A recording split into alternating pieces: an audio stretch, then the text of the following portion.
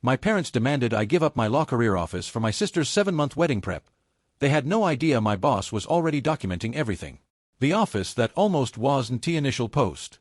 I never thought I'd be writing one of these posts, but here I am at 2 a.m., sitting in what might not be my office much longer, trying to figure out how my life got to this point. I'm Marcus, 26, and I work as a paralegal at a mid-sized law firm downtown. For context, I've been working there for 3 years while taking night classes toward my law degree. I'm 2 years into the program with another 2 to go, maintaining a 3.8 GPA while working full-time. It's exhausting, but I love what I do. I specialize in contract law and corporate compliance, and my supervising attorney, Patricia Chen, has been grooming me for a junior associate position once I pass the bar. My parents own a beautiful Victorian house in the suburbs where I've been living since college. When I started my paralegal position, they let me convert the third-floor loft into a home office. I invested about $8,000 of my own money into it, built-in bookshelves for my law library, a proper desk setup with dual monitors, filing cabinets with locks for confidential documents, soundproofing panels because I often have video depositions, and a small conference area where I sometimes meet with Patricia to review cases on weekends. The firm even contributed $2,000 toward a secure VPN setup and encrypted storage system since I handle sensitive client information. My younger sister Emma is 22 and works as a barista at a local coffee shop. She's creative, artistic, and generally sweet, but she's always been the baby of the family. Our parents have different expectations for us. I was pushed toward academic excellence and career achievement, while Emma was encouraged to follow her dreams and find herself. I don't resent this, or at least I didn't until last week. Emma got engaged 6 months ago to her boyfriend of 2 years, Dylan. He's a nice enough guy who works in retail management. They're planning a wedding for next May, which gives them about 7 months to prepare. Our parents immediately offered to pay for the wedding, something they never offered when I graduated summa cum laude or got accepted into law school. Again, I tried not to let it bother me. Different kids, different support, I get it. But then came the conversation that changed everything. Last Sunday, we were having our monthly family dinner. Emma was going through her wedding Pinterest board when she suddenly announced, "Oh, and Marcus, I'll need your office starting next week." I literally choked on my water. "I'm sorry, what?" "For my bridal suite," she said, as if this was obvious. "I need a space for dress fittings, planning meetings with vendors, somewhere to store all the wedding stuff, and most importantly, a getting-ready space for the wedding day. Your office is perfect. It has that beautiful natural light, the vintage crown molding, and it's separate from the main house so my bridesmaids won't disturb anyone." I looked at my parents, expecting them to shut this down immediately. Instead, my mother clasped her hands together and said, "Oh, that's a wonderful idea. It would make such beautiful photos." "Mom," I said slowly, "that's my office. Where I work. Every day." My father waved his hand dismissively. "You can work from your bedroom for a few months. Or use the dining room table. It's just temporary." Temporary? 7 months is temporary. I couldn't believe what I was hearing. I have client files in there. Confidential documents. A whole infrastructure setup that the firm paid for. Emma rolled her eyes. "God, Marcus, why do you have to make everything so difficult? It's my wedding. This is a once-in-a-lifetime thing. And my career isn't." "You can work anywhere with a laptop," she shot back. "I can't have my wedding preparations anywhere. That room is perfect." My mother intervened with her classic mediator voice. "Marcus, honey, you need to learn to be more flexible. Family comes first. Emma's wedding is important to all of us. My bar exam prep isn't important. The promotion I'm up for isn't important. The confidential client work that requires a secure, private space isn't important." "You're being dramatic," my father said. "Plenty of people work from coffee shops. Not with classified corporate merger documents, they don't." I was getting heated now. "Do you have any idea what would happen if I lost client files or if confidential information was compromised because I was working from a Starbucks?" Emma started crying, actually crying. "You're trying to ruin my wedding. You've always been jealous that Mom and Dad actually support my happiness." "Support your happiness? They're paying for your entire wedding. They haven't contributed a dime to my law school." "Because you're supposed to be the responsible one," she screamed back. The dinner ended with Emma storming off, my mother comforting her, and my father telling me I needed to think about my priorities. I spent the next 3 days trying to reason with them. I created a PowerPoint presentation, I'm not kidding, an actual presentation, showing alternative spaces for Emma's bridal suite. I offered to help pay for a rental space. I suggested converting the guest bedroom temporarily. Every suggestion was shot down. The light isn't right. It wouldn't be special enough. We want to keep the guest room available for out-of-town relatives. Stop being selfish, Marcus. The thing that really gets me is the complete dismissal of my work. When I explained that I have a deposition prep scheduled for next week that requires absolute privacy, my mother said, "Can't you just tell them you need to reschedule?" When I mentioned that I have final exams for my law classes coming up and need a quiet space to study, Emma said, "The library exists for a reason." When I brought up that working from my bedroom would be a violation of my firm's data security policies, my father said, "They don't need to know." I'm sitting here now, looking around my office, at the law books I've collected, the certificates on the wall, the case files neatly organized in locked cabinets, the notes for my upcoming constitutional law exam spread across my desk, and I can't believe I'm being asked to dismantle all of this for tool and centerpiece samples. The promotion I mentioned, it would come with a $20,000 salary increase and would fast-track me to senior associate once I pass the bar. Patricia has been pushing for it for months, but it requires me to take on more complex cases, which means more secure document handling, more video conferences with clients, more weekend prep work. How am I supposed to do any of that from my childhood bedroom? I feel like I'm going crazy. Everyone in my family is acting like I'm the unreasonable one, like I'm some villain trying to destroy Emma's special day. But I'm just trying to protect my career, my education, and my future. Am I wrong here? Should I just give up the office to keep the peace? Part of me wants to just move out entirely, but my student loans are already crushing me, and saving money by living at home was supposed to help me get ahead financially once I graduate. I don't know what to do. Update 1, 2 weeks later. Thank you to everyone who responded to my original post. Your comments gave me the courage to stand firm and seek outside perspective. A lot has happened in the past 2 weeks. First, I took the advice many of you gave and spoke with Patricia about the situation. I was hesitant initially because I didn't want to bring personal drama into the workplace, but she noticed I seemed stressed during our Monday morning case review. When she asked if everything was all right, I gave her a brief overview of the situation. Her response was not what I expected. "Marcus," she said, leaning back in her chair, "do you know why I've been pushing so hard for your promotion?" I shook my head. Because in my 30 years of practice, I've rarely seen someone with your combination of analytical skill and work ethic. But more importantly, you understand that this profession requires boundaries. Boundaries with clients, with opposing counsel, and yes, with family. The fact that you're struggling with this tells me we need to have a different conversation. She then offered me something incredible: full access to the firm's facilities for both work and study. We have 3 empty offices on the 4th floor from the recent restructuring. They're yours to use, one for regular work, one for study, and one for confidential client meetings. Key card access 24/7. I was overwhelmed. Patricia, I can't thank you enough, but I can't help feeling like I'm running away from the problem.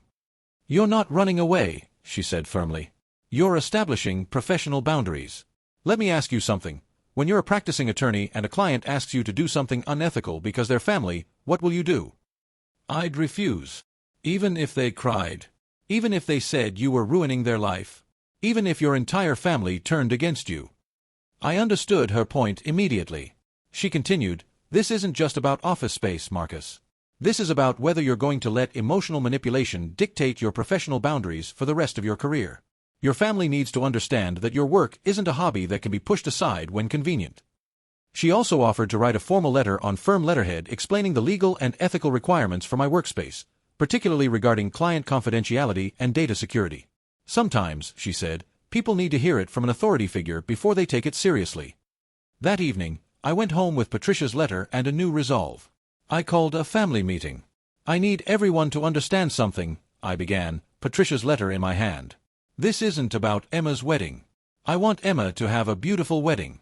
This is about professional requirements that I'm legally bound to maintain." I read Patricia's letter aloud. It outlined in clear, professional language the legal requirements for maintaining client confidentiality, the firm's data security policies, and the personal liability I would face if violated, the potential for disbarment if attorney-client privilege was breached due to improper document handling, the state bar's requirements for appropriate workspace for legal professionals handling sensitive materials. The room was silent when I finished. Additionally, I continued, I want to make something clear. I'm not just being stubborn or trying to ruin anyone's happiness. I'm trying to build a career that will allow me to support myself and eventually my own family. I've worked 60-hour weeks for 3 years. I've spent weekends buried in case law instead of going out with friends. I've taken on $80,000 in student loans to pursue this dream. Asking me to jeopardize all of that for a 7-month convenience is not a small request. It's asking me to potentially destroy everything I've worked for." Emma was the first to speak. I didn't know about the legal stuff. I just thought you were being difficult." "Because you never asked," I said gently. "You assumed my work could be done anywhere because you don't understand what I do. And that's fine. I don't understand the intricacies of pulling the perfect espresso shot either. But I wouldn't presume to tell you how to do your job." My father cleared his throat. "The firm really takes this that seriously?" "Dad, I handle multimillion-dollar acquisition documents. Last week, I was reviewing confidential files for a pharmaceutical company's patent dispute. If any of that information leaked because I was working in an unsecured location, the firm could face millions in lawsuits, and I could face criminal charges." My mother looked uncomfortable. "We didn't realize." "Because you didn't want to realize," I said, not unkindly but firmly. "You've always seen Emma's interests as dreams to be supported and mine as obligations to be managed. I'm not asking for equal treatment. I'm asking for basic respect for my profession." Emma stood up abruptly, and I thought she was going to storm off again. Instead, she surprised me. "I'm sorry," she said quietly. "I've been a complete bridezilla, haven't I?" "You've been a bride," I replied. "It happens. But Emma, my office isn't just a room, it's my future." She nodded slowly. Could you help me find an alternative? Since you made that presentation and everything." It was a small olive branch, but I took it. We spent the next 2 hours going through options. I showed them a gorgeous sunroom at a local bed and breakfast that offered day rentals for bridal preparations. The owner, it turned out, was a former client of our firm, and Patricia had already called in a favor. They'd offer Emma a discount for the entire 7 months. "It's actually prettier than your office," Emma admitted, looking at the photos. "And it has a private garden for photos." My parents agreed to cover the rental cost, which was actually less than what they'd budgeted for wedding decorations. As I write this update, I'm sitting in my home office, still mine, preparing for a major deposition tomorrow. Emma has been using the B&B space for 2 weeks now and actually loves it. She's even made friends with the owner, who's been giving her wedding planning advice. But the bigger victory isn't keeping my office. It's that, for the first time, my family is starting to see my work as something valuable and important, not just something I do while Emma figures out her dreams. Patricia was right. This was never about the office. It was about boundaries, respect, and standing firm in my professional identity. Update 2, 6 weeks later. The past 6 weeks have been transformative in ways I never expected. After establishing boundaries with my family, something shifted in my professional life too. Patricia noticed it immediately. "You're carrying yourself differently," she observed during a partners' meeting where I was presenting. "There's a new confidence in your approach." She was right. Standing up to my family had somehow translated into being more assertive at work. I started speaking up more in meetings, taking on more challenging cases, and even disagreeing with senior associates when I believed my legal interpretation was correct, respectfully, of course. The promotion came through 3 weeks ago, senior paralegal with a clear track to junior associate upon bar passage. The salary increase was actually $25,000, not the $20,000 initially discussed. Patricia pulled me aside after the announcement. "You know why the partners agreed to the higher increase?" she asked. "Because during the discussion, someone brought up how you handle confidential documents from your home office. I showed them my letter to your family. They were impressed that you maintained professional boundaries even under personal pressure. That's the kind of integrity we want in our future associates." The irony wasn't lost on me. The situation that nearly cost me my office ended up securing my advancement. At home, the dynamics have been interesting. Emma and I have developed a new relationship. She's been coming to me with questions about her wedding vendor contracts, and I've been helping her understand the legal language. It started with her venue contract, which had some concerning cancellation clauses. "Marcus, what does force majeure mean?" she asked one evening, contract in hand. I explained the concept, then noticed several other problematic provisions. We spent 2 hours going through it line by line. I helped her negotiate better terms, saving her about $3,000 in potential penalties. "You know," she said as we finished, "I never really understood what you do. I thought you just pushed papers around." "A lot of people think that," I replied. "But every contract, every document, every filing, they're all tools that protect people's interests, dreams, and futures. Your wedding venue contract protects your special day. My client contracts protect their life's work." She was quiet for a moment. I've been an ass, haven't I? You've been young, I said diplomatically. No, she shook her head. I've been entitled. Mom and Dad always told me to follow my dreams, and somehow I interpreted that as my dreams being more important than everyone else's reality. It was a breakthrough moment. The B&B arrangement has worked out beautifully. Emma has actually turned it into content for her Instagram, documenting her bridal journey in this vintage space. She's gained several thousand followers and has even been approached by local vendors for partnerships. I'm thinking about maybe doing this professionally, she told me last week. Wedding planning, or maybe social media management for wedding vendors. That's great, I said, genuinely meaning it. You should understand the business side though, contracts, liability, taxes. Would you teach me? And so we've started having weekly sessions where I teach her basic business law concepts. It's become something I look forward to, seeing her engage with material I'm passionate about, watching her understand the importance of what I do. My parents have also shifted their perspective. My father recently asked me to review his retirement investment contracts, something he'd never have thought to do before. My mother has started introducing me differently at social gatherings, not as our son who works at a law firm, but as our son, the future attorney specializing in corporate law. Last week, something happened that really drove home how much has changed. I was working late in my office, preparing for a complex merger review, when Emma knocked on my door. I brought you coffee, she said, holding a perfectly crafted latte. The good stuff from work. I know you have that big case. She sat quietly while I worked, occasionally asking questions about what I was doing.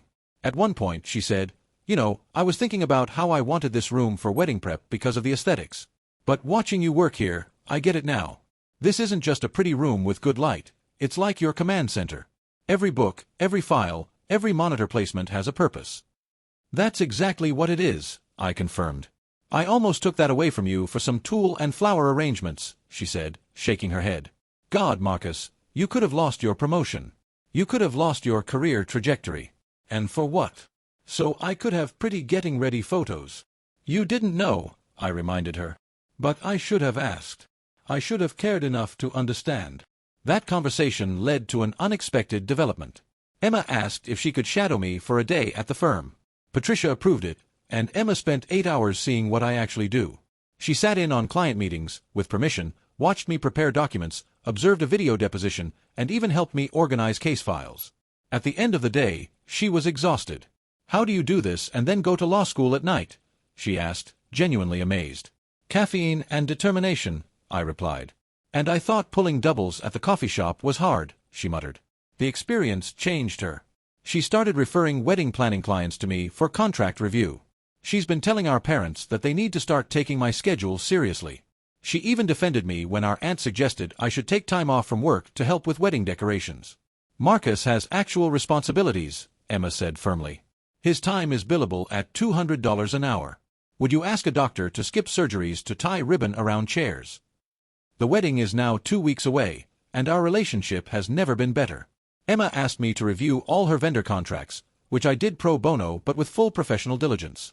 I caught several issues that could have caused major problems, including a photographer who was trying to claim full copyright over all wedding images with no usage rights for Emma. You saved my wedding, she said dramatically after I negotiated better terms. I protected your interests, I corrected with a smile. That's what lawyers do. Final update, 3 months after the wedding. I'm writing this final update from my home office. Yes, still my office, while Emma sits across from me at the conference table I built, laptop open, working on her business plan. The wedding was beautiful. Emma looked radiant, the venue was perfect, and everything went smoothly thanks to ironclad vendor contracts and careful planning.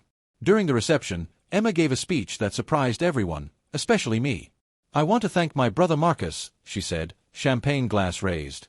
Not just for being here today, but for teaching me one of the most important lessons of my life, that dreams and responsibilities aren't opposites, they're partners. Marcus showed me that protecting what you love sometimes means standing firm, even when people you love don't understand. He's going to be an incredible lawyer because he already understands that integrity isn't negotiable, and boundaries aren't selfish, they're necessary. There wasn't a dry eye at our table. The 3 months since the wedding have brought dramatic changes. Emma started her wedding planning business, Ever After Events, with my help on the legal structure. We formed an LLC, drafted her standard contracts, set up her business banking, and created policies for client relations. She's already booked 6 weddings for next year. But more importantly, She's become my biggest supporter. When I had to miss Sunday dinner for bar exam prep, she was the one who shut down any complaints. When I needed absolute silence for a practice test, she made sure the entire house knew not to disturb me. When I was stressed about my criminal procedure final, she brought me carefully crafted study lattes and healthy meals. Last month, something incredible happened. Patricia invited our whole family to the firm's anniversary gala. It was the first time my parents really saw me in my professional element. They watched me discuss cases with partners, saw other attorneys seek my input, observed clients specifically request to work with me. "I had no idea," my mother whispered to me during cocktails. "You're not just working there, you're respected there." "He's not just respected," Patricia interjected, having overheard. "Marcus is being groomed for partnership track. In 10 years, he'll likely be running his own division." My father nearly choked on his champagne. But the best part of that evening was Emma networking like a professional. She'd asked me to teach her business networking skills, and she was putting them to use. By the end of the night, she'd connected with 3 partner spouses who needed wedding planning services and a senior associate who was looking for an event planner for his company's corporate retreats. "You taught me well," she said later, business cards in hand. Last week marked a full circle moment. Emma came to me with a problem. One of her clients was trying to back out of a wedding contract and demanding a full refund despite being past the cancellation deadline. The client was threatening to sue and leave terrible reviews. "What do I do?" she asked, genuinely stressed. We spent 3 hours going through the situation. I taught her about breach of contract, the importance of documentation, and how to respond professionally but firmly. I helped her draft a response letter that was legally sound but still maintained professional courtesy. "This is what you do all day," she said as we finished. "Protect people from problems they don't even see coming." "Pretty much," I agreed. The client backed down after receiving Emma's letter. She kept the deposit as per the contract, and the threatened bad reviews never materialized. "I couldn't have done this without you," she said. "You could have," I replied.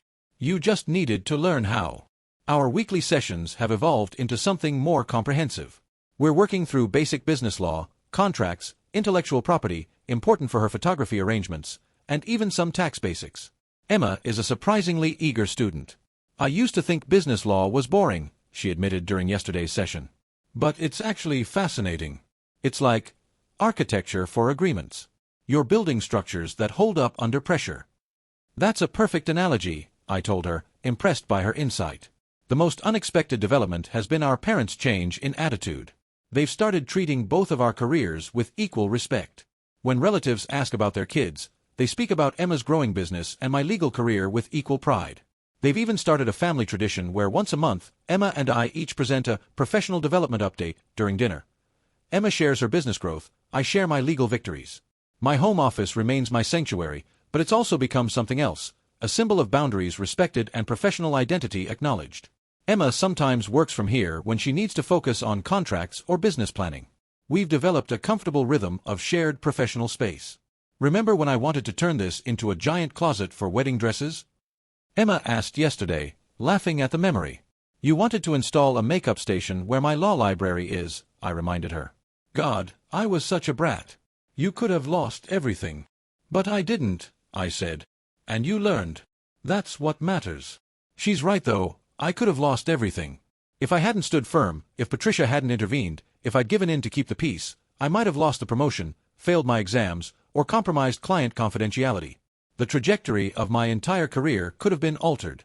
Instead, standing up for my boundaries led to a promotion with a significant salary increase, deeper respect from my firm's partners, a stronger relationship with my sister, my family's understanding of my profession, Emma's successful business launch, a new role as her business advisor.